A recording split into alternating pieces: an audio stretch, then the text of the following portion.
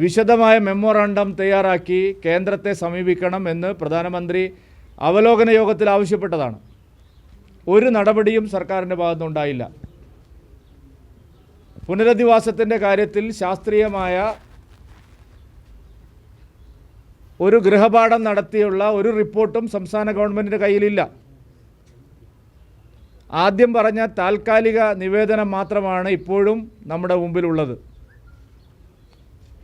പുത്തുമല പുനരധിവാസത്തിൻ്റെ കാര്യത്തിൽ വലിയ വീഴ്ചയുണ്ടായത് നമുക്കെല്ലാവർക്കും അറിയാം. അന്ന് വാഗ്ദാനം ചെയ്യപ്പെട്ട പല കാര്യങ്ങളും ഇപ്പോഴും ആളുകൾ കിട്ടിയിട്ടില്ല. വീടില്ലാത്ത നിരവധി ആളുകൾ ഞങ്ങളെ വന്ന് കണ്ടിട്ടുണ്ട്. ഇവിടെ വന്നവർ ഇപ്പോൾ നിങ്ങളെ കാണിച്ചു തരാം ഞാൻ. അവർ പുനരധിവാസത്തിൻ്റെ കാര്യത്തിൽ സംസ്ഥാന ഗവൺമെൻറ് താല്പര്യം എന്താണെന്ന് മനസ്സിലാവണമെങ്കിൽ പുത്തുമലയിലെ ദുരിതബാധിതരുടെ വിക്ടിംസിൻ്റെ എണ്ണം ഇവിടെ വന്ന് ഓഫീസിൽ ഇരിക്കുന്നുണ്ട് ആൾക്കാർ. അതേ തനി ആവർത്തനം തന്നെയാണ് ചൂരൽമലയുടെ കാര്യത്തിലും ആവർത്തിക്കുന്നത്. ഞങ്ങൾ അന്നേ പറഞ്ഞിരുന്നു, ഇത്തരത്തിലുള്ള അലംഭാവം, വീഴ്ച സംസ്ഥാന ഗവൺമെൻറ് ഭാഗത്ത് ഉണ്ടാവരുത്.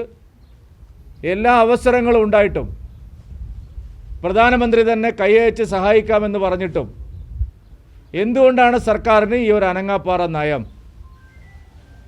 ഈ ദുരന്തത്തിൻ്റെ വ്യാപ്തി ഏത് ലെവലിലാണ് പരിഗണിക്കേണ്ടതെന്നതിനെക്കുറിച്ച് മുഖ്യമന്ത്രിക്ക് വല്ല അഭിപ്രായമുണ്ടോ? ഇത് L1 L2 ആണോ, L3 ആണോ?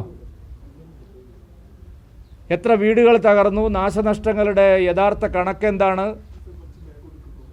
പുനരധിവാസത്തിൻ്റെ കാര്യത്തിലുള്ള എസ്റ്റിമേറ്റ് എന്താണ്?